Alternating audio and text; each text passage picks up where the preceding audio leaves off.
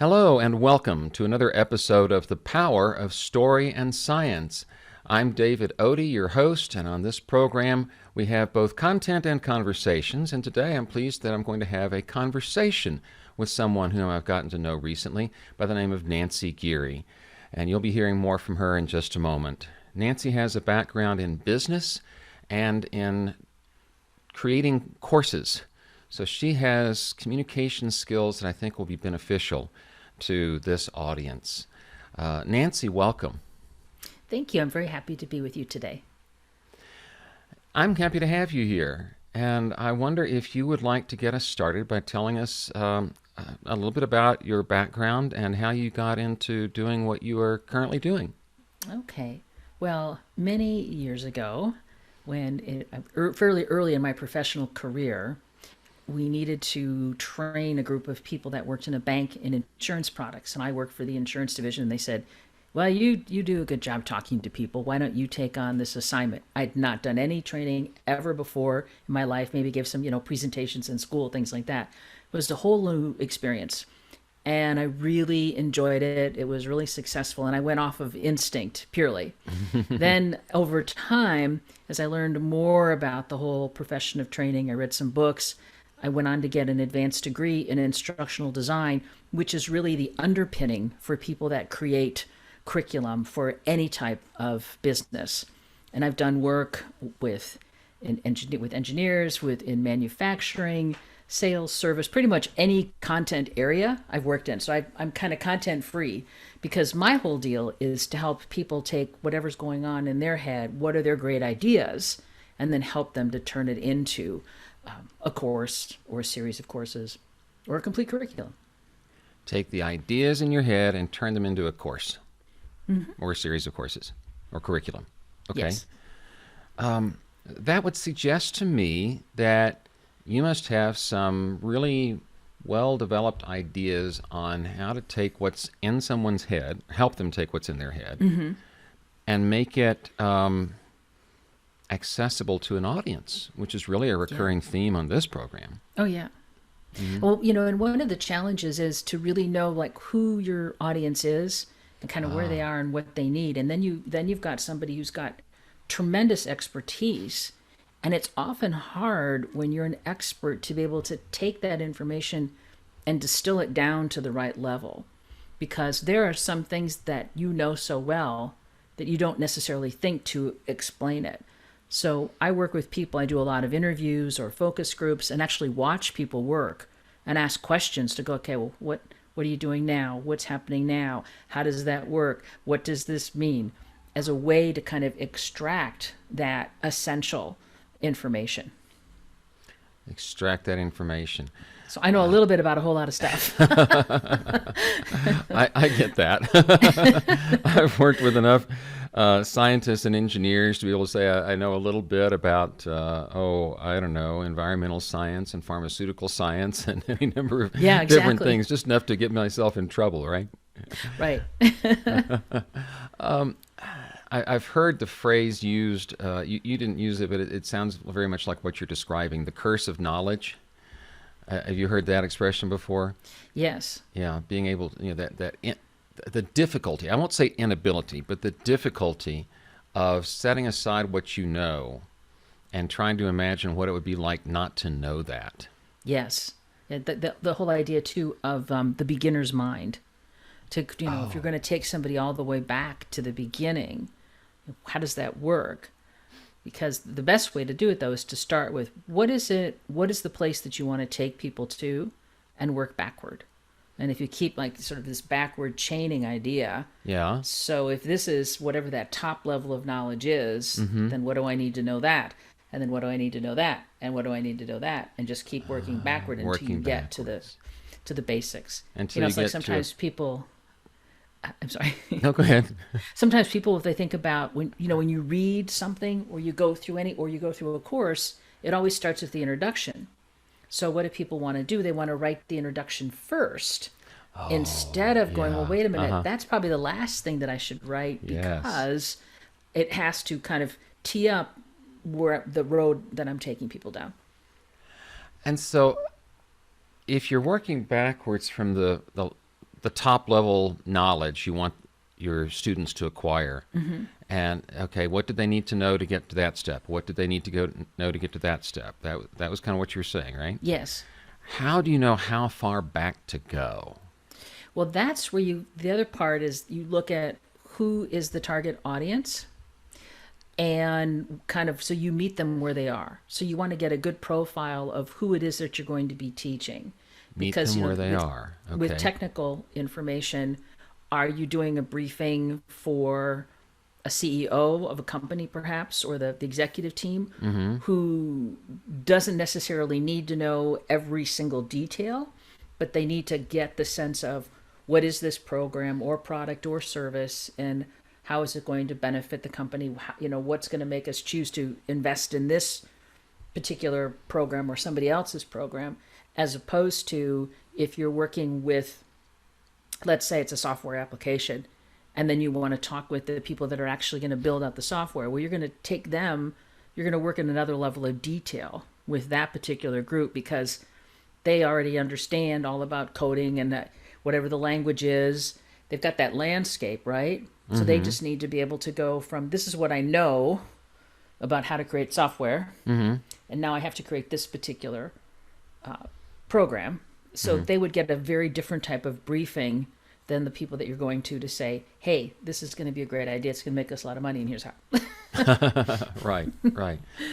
So it seems to me whether you're creating a course or whether you're creating a presentation, the main difference there is really, if you're giving a presentation, the assumption is all of your audience is hearing it at the same time. Yes. Now, some may hear a recording of it, and if it's played back later. Whereas with a course, if it's a typical online asynchronous course, people are consuming this content on their own schedule. Right. But beyond that difference, that delivery difference, there seems to be a real commonality here in that you've got to know where your audience is starting. Absolutely. Where they're starting from. Yeah. Yeah. And where you want to take them. And where you want to take them. And right. The presentation. What difference do you want to make to your audience? How do you want to improve their condition? Exactly. Yeah, that's kind of a recurring theme for me as well. What do you want your listeners, if you're giving a presentation, exactly. to think, do, or feel differently when you're done? Yes. Why are they there to hear you speak? And how are you going to improve their condition by what you have to say? Exactly. Isn't that... That's really, the same thing? That's the essence of it all. I mean, the fundamental question, I ask the similar question when I'm creating training. What do I want them to be able to do? What do they need to know to do it? Okay. What, is there any emotion tied to it? Is there any feeling that needs to be evoked? Right. Because it's all about helping people to make some sort of a change. So you're always looking at, well, what's the transformation going to be? Oh, And I love that. Yeah. what we're building is that space between this is where somebody is today, this is my hands I'm off that, and this is where the difference between where they are now and where you want to take them to. Right. The gap. The gap. It's the gap. Right. I know that term from curriculum design, gap analysis. Yes. Yeah. So you've probably studied all kinds of, you have an advanced degree in this sort of thing. What are some tips or techniques you could quickly share with us that could help someone with that understanding of where their audience is starting out from and help them do an effective gap analysis, really, for a speaker rather than a course designer? Sure. And they're very similar. It's just, I think when it comes down to it's a bit of a different modality, sort of the end game. The experience that what people are going to have is going to be different because it's a different delivery platform. But the principles in terms of shaping content are very similar. You're just thinking about, okay, what is it that I need to cover, and what's the difference that it's going to make? And you focus on that first, and then you think about, well, how am I going to deliver this? That's like the second part. But when you're trying to get to the essence of what to cover, the best place to start is to do really a target audience analysis And this is not unlike if people have been doing any type of marketing. It's really looking at who they are, what's their education level, what's their current work experience, what are there any sort of motivating factors, are there any demotivating factors, pain points, problems to solve, growth, expansion, whatever that might be. You want to look at get a really good picture of who you're talking to.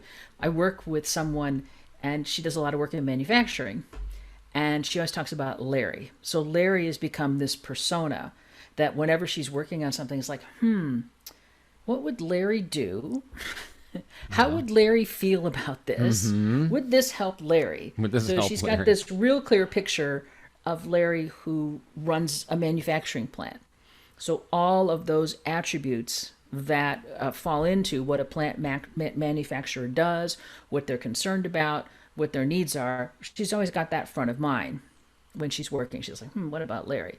So she's got the picture of Larry, and then there's whatever the project is that needs to be completed. So maybe it's working on coming up with what are the quality standards in the plant. So what needs to be put in place? Do they exist now? Do they not exist? Do they exist and they're not being followed? If they're not being followed, why? What are some of the repercussions if things aren't being manufactured to a particular standard? So you want to really look through what is it that needs to be accomplished. At the end of the day, when the program is done, what's the change that's going to happen? So you get that picture of who that person is you're trying to serve. And then, as I said before, like what is it that you want to get them to? Yeah. And then you can walk through and start to kind of gather information. Now, there's lots of ways to gather the information. You can interview people that are doing the work. You can read through all the relevant documentation. You can do observation. I'm going to be going and doing some observation of people on the job in a couple of weeks here, and that's going to be quite interesting to actually, because when you look at, well, how are they working, and is the way that they're working matching the documentation? Sometimes it's true, sometimes it's not. Sometimes people have figured out shortcuts that are better. Sometimes maybe they're not doing something correctly. So to get a sense of what's being done correctly, what's not being done correctly. So this whole idea of just direct observation to really get a sense of what's happening. And then interviewing people about about the work, about whatever, or the idea, to get, okay, well, what's happening there? And oftentimes it can be interesting that you'll find that there's what people will say and what they'll do will be different. And that's when it gets quite interesting. Like, well, you said it worked like X, but you're really doing Y. Yeah. So what's happening here? And then is there any research in best practices? Perhaps an organization wants to adopt they're going to bring in a new type of software application. What's that problem is that new software going to solve for them? Why are they bringing it in? How's it going to help? Where is it being used effectively? So those are the types of things that you would kind of go out and you would look for. And this is when you're looking at, I'm thinking more in technical training. Right. These are some things that you would kind of go through. Right, technical training. So let's see if we can make a bridge, kind of generalize this to people who are speaking to an audience, and not necessarily working at that level of detail of training somebody, but they've got information they want to present. And this is where technical presenters, I think we've agreed, often go wrong, is they're so focused on their information that they try to cram too much of it in. Yes. And a friend of mine and a mentor in the speaking business, Craig Valentine, who my audience members have heard me mention before, always has a pithy phrase for things like this. He says, when you squeeze too much information in, you squeeze your audience out. Exactly. And I think that so much of that happens with technical presentations because the presenters are not audience focused. They think, here is my opportunity to present this information, this research, this engineering solution. This data. This data, yes, that's right. I've got a chunk of data here, and I've got to feed you all of it. Right. Open your mouth real big, because here Yeah, comes because a big bite of data. the dump Instead of truck is coming, thinking, people. yeah, that's right. Instead of thinking, I have this amount of time with this audience. Who is my audience, and what do they need in order to be curious enough to maybe want to go read my full paper, Yeah. or to learn more about, to have a conversation with me to learn more about what we're doing, or something like that. Because it's got to really be ultimately about what the audience needs, Yeah. and what the audience is prepared to accept, right? Exactly. And it does go back to purpose. Like, why are you there? Right. And maybe looking at it from the angle of, I'm here to be of service. I'm here to help Oh, people. yeah. So if I'm here to be of service to somebody else, Mm-hmm. that's different than being of service to myself. We can forget that, by showing up and giving of our knowledge and our expertise, that's one of the best ways to attract people to us. That's true. And I like the idea of squeezing people out. If you provide too much information, you're going to lose them. Yeah. And they're not maybe going to remember, like, what was the really important part of this program? What is that? What is the main takeaway? And if you send them away confused, or you send them away overwhelmed, so they can't remember what was really important, then have you been of service? Yeah. Yeah. You may have served your need to serve up information, but you haven't served the audience. If they haven't gotten And you said the why, and where I'd like to go with that is, you said, why are you here to present? But we also have to think, why is that audience here? Yes. Why did they choose to attend a particular conference? Right. Let's say if we're thinking about conference presenters, Mm-hmm. why are they there? Are they And why your session? Yeah. Why your session? What is it about that information that they believe is going to help them move forward in some way? When you talk about moving forward, and you talk about making a change for your audience, these things all imply that there's change going on. Another friend of mine in the speaking business, Darren LaCroix, says the most important thing in any presentation is what's happening in the minds of the listeners. And you're making a change somehow.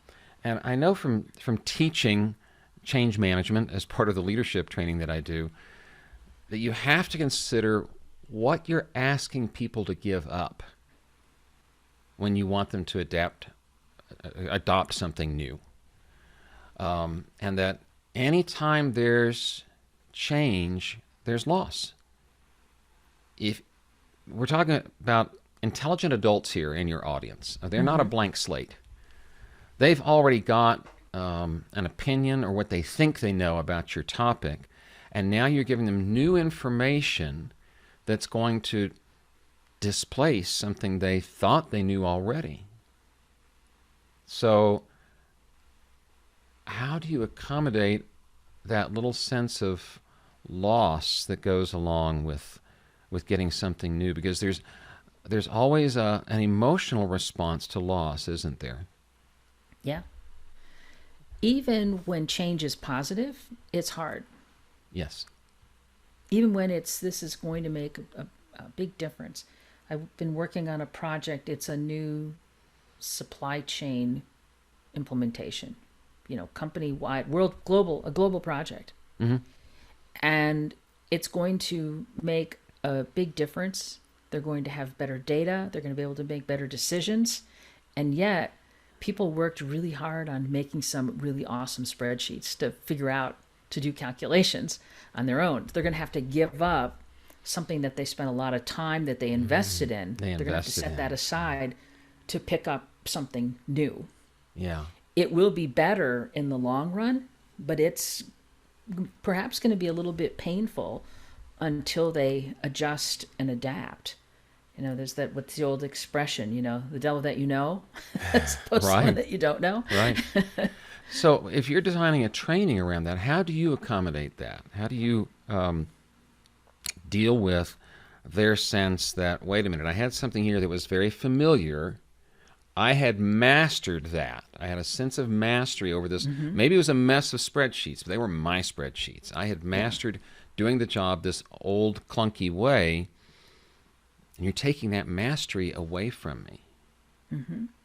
How do you deal with that in a training design?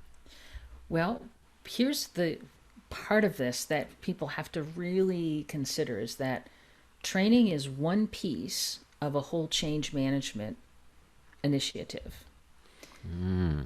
So if let's say you have the content around here's the new way of working, you've got to do some work on the front end before people even get into that classroom to talk about the benefits, to gin up some excitement about, hey, this new program is coming and this is how it's going to help. And there's got to be all, this get to kind of prepare people to go, okay, so that they're open to a certain extent when they come in. Now, people are people. Some people are going to be like, hey, I'm ready to go. And some people are like, I don't think so. Okay. So you want to do what you can on the front end. Then you bring them into the training program. And where most programs fail, it's not that in the session itself, it's when people get on the job and they're back to work, there needs to be reinforcement. I thought that's where you were going. Yeah. To say, okay, we've learned this new way of working and now we're going to start to apply it, and by the way, we really mean it. And we're gonna reward you for doing it right. We're gonna stay on top of this. There's gonna be support mechanisms in place. Oftentimes with the software implementation, there'll be people that are sort of super users that have been on the front line of it that can be in there and they can help people move forward. But it has to be that it's going to matter on the job, and and part of how someone is measured moving forward is tied into whatever this new, whether it's an application or a process, whatever the new thing is, they need to be measured on it. They need to know that the people that they work for are serious about it, or they'll just go back and they'll do whatever before. Now, if you're doing something and you're external, so you're at a conference presenting, there's an opportunity for presenter to engage with a particular employer. So let's say a group of people attend this session. They're really excited about it. They think it's a great idea. But there has to be a way then for them to engage with that person after the fact in some way, whether it's a follow-on course or additional coaching or some guidance after the fact. Because oftentimes people are like, you're all jazzed up when you leave an event, and then you get back to your office, and then well, this is how things work here. That's right. So there has to be. So then where can people engage and support after the fact? Because the internal motivation is only going to take people so far if they don't feel like they can work it in to whatever their daily routine is, whether it's something personal or professional, right? Yeah. Exactly. And, I think you put your finger on something that is a key difference between creating a training and creating a presentation. Because the training, well, corporate training at least, the type of thing you're talking about, where there's this setting in which people are expected to do something different. And you're giving them the tools to know how to do that new and different thing. But as you say, that's got to be reinforced both before people come to the training and after they've had it. Whereas speaking is usually a more isolated event. If I'm speaking to an audience, there may be things that I'm going to encourage them to do differently as a result of hearing me speak. But I've got usually no mechanism by which to measure whether they do that. Exactly. And they're going to leave there, and I'm going to hope that I made a difference to them. But I usually don't have a way to follow up and measure that. Now, I may offer them a follow-up They may want one of my books, or to follow up with some training, or a subsequent, if it's a live speaking event, maybe we follow up with a webinar in 30 days to reinforce what we've done and try to effect some lasting change that way. But the opportunities for doing that and measuring it and reinforcing the change seem to be more limited for a speaker. It is more challenging because oftentimes that's a one and done type of an engagement. Right. There isn't always a follow-on program.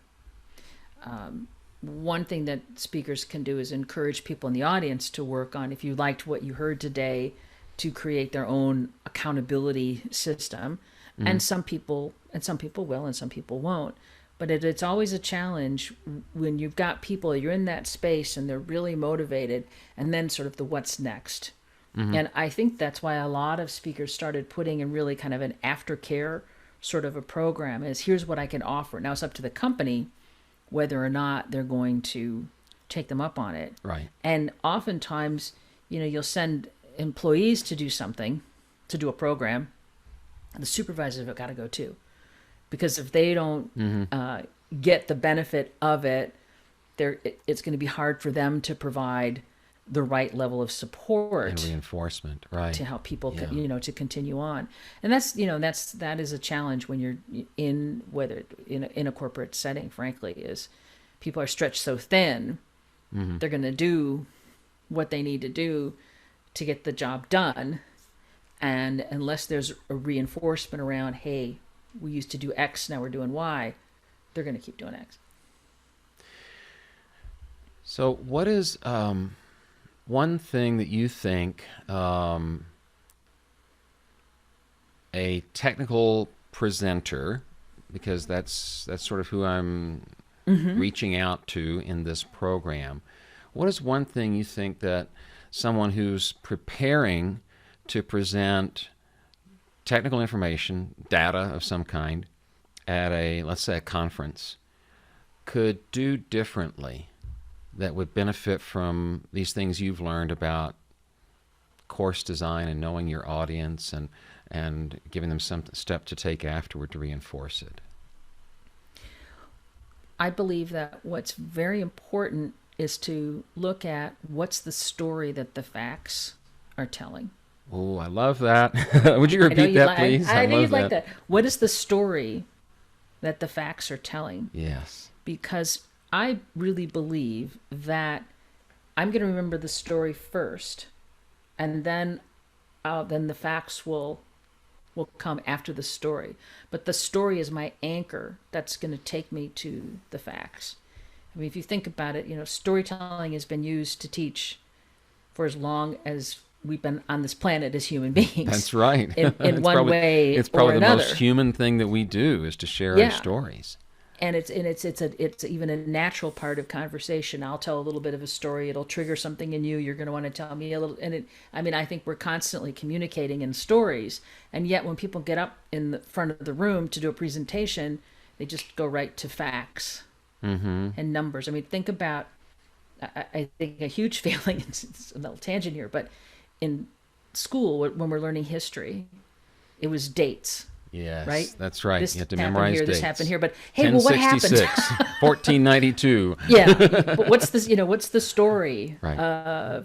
There's so much story in history, and yet we forget about. We just kind of give, here's the facts, and this, but it doesn't humanize it. So what can you do to sort of humanize your content, and what can you do to make a connection? And you can say, we did this study, we collected this data, we solved this problem, but what does it mean? What does it mean? Right. How is it going to benefit? One thing I like to think about is things like cordless tools wouldn't have happened without the space program. Because they needed to figure out how to repair, get outside. Hey, the cord's not going to reach. The cord's not going to reach. Or maybe it was other things in the space program, but that's part of that's like one of the that's like part of a benefit of saying we need to invest in technology and working on new products, new approaches, because it can, ultimately there'll be a benefit. I don't know, did you see the robots dancing on 60 Minutes? Well, I did not. they spent a fortune teaching robots to dance. But really what's more important is, how does robotics then play into manufacturing?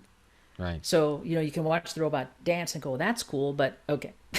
Okay. What am I going to, what? I have a dog, I'm fine. But how do you take, so if you can say, we created this is what it means. What's, by having robotics, this is how it's going to improve manufacturing, or how it's going to improve warehousing, or whatever it might be. So I think when you have this technical idea, what's the use case? The use case, right. How is it, what do they see as the potential for this idea?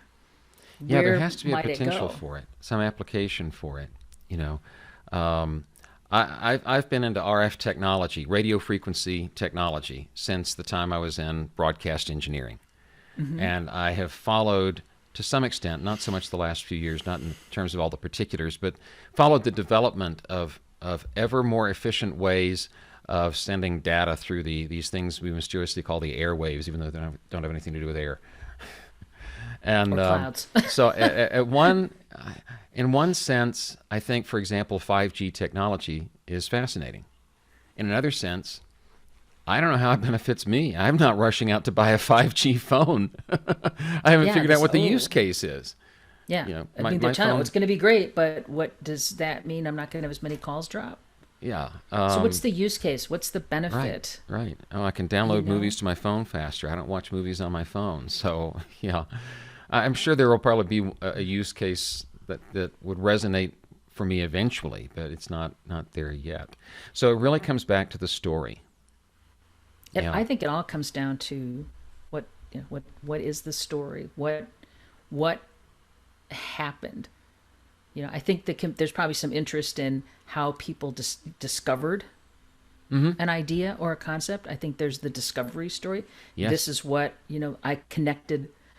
There was a software company I worked for, and they came up with a way for people to reconcile their bank account. And and the guy got the idea watching his kid playing on the floor with the cards that they have, and they match different animals, or they'll match different plants. So he's watching him do this matching game, and he went, that's what I need to do. I need to figure out how to match transactions. So this, so the idea came from watching his kid play to this technical solution, and then then laid fast forwards when I worked for Xero. Then it was swiping, which is a whole nother. Yeah. That's a whole nother technology to solve another problem. Yeah. Yeah. But they kind of so things kind of blend together. You're looking at something old, and then you recreate it, and it becomes something new and unique. So there's the discovery story. There's the use case. Right. There's where you can take something, or to have people question. It's like questions that I ask, that I encourage people to ask in one of my books. I believe it was in the first one, The Speaker's Quick Guide to Telling Better Stories. People say to me, well, I've got all this wonderful data. I don't have a story, but I've got this wonderful data. It's fascinating. I've got to present the data. And I always tell them, you do have a story. The story is, how did that data come into being? Or how did it become so fascinating to you that you've got to share it? Or how is it going to make a difference to you and to the rest of the world? There's always a story if that data is worth presenting. If you're a scientist, you're trained to find the story in your data. But then are you really versed in telling that story, or do you get hung up in the data again? Yeah. Yeah. I think people get very hung up in their data. I agree. It just doesn't stop. Yeah, There's so much agree. data now. So Every much day data, there's just more. Every day, yeah. I mean, my It was like gosh, how many the more? mail, it never stops. How many more servers are being put online every day just to hold all the additional data that people are accumulating? Well, this has been a fascinating conversation. I've really enjoyed this. Me too. And I like how you've reinforced some points about that I like to make as well, about knowing your audience and knowing what they need from you, and having a secure starting point for meeting them where they are and then being able to tell the story of your data. So all wonderful points from a different perspective, from the perspective of not a speaker so much as a course designer. So different modalities, as you said, but many of the same questions. So thank you for appearing on The Power of Story and Science, Nancy. I appreciate you being here. What did you want to leave the audience with? You had something that they could get from you. Yes, I have a piece that I wrote that's called 8 Easy Steps to Create Training That Sells. And it will really help people with coming up with sort of the overall structure and framework for creating content for any type of delivery platform. Not just for a course, but for any type of delivery platform. Any type of presentation. Okay. I mean, I think when we're imparting information, I think there's a lot of similarity around ferreting out your content. Yes, I agree. And then how you deliver it, that's where sort of the art and the magic happens. So how can they get this from you? Well, you can get it off my website, and I will give you a link that you can add so that people can see it in the notes from the show. It'll be in the show notes. The link will be right there. Right. And that's at nancygiere.com, right? Yes. Okay. I'll put the full link into the show notes, and it'll appear on the screen for those who are watching this on YouTube. And for those of you who are listening on your favorite podcasting platform, you'll be able to find it in the show notes. So, Nancy Giere, thank you for being here with us today on The Power of Story and Science. Oh, it's my pleasure. Thank you. And for anyone wanting to follow up with me, as I've had some listeners do recently, you can go to the homepage for this program, which is simply storyandscience.com. That is storyandscience.com. Will take you to the homepage, which is part of my website at davidodie.com, and there are buttons there that say Schedule Consultation, which allow you to grab any 15 minutes that work for you and me by seeing my calendar, and we can have a little Zoom call, as I got to do with one of my audience members recently, and I think that covers it. Yeah, storyandscience.com. I'm David Odie. It's been a pleasure. And as always, I thank you for being part of the Story and Science community.